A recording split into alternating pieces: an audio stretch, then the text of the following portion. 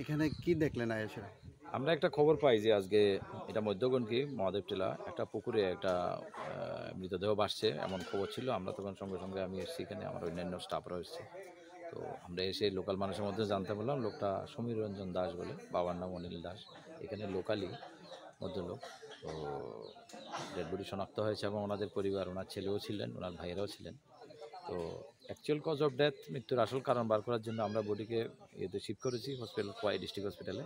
Post-mortem পরে বোঝা যাবে আসলে মৃত্যুর আসল রহস্যটা কী। আপাতত আমরা একটা ইউডি কেস নিয়ে ইনভেস্টিগেশন স্টার্ট করছি।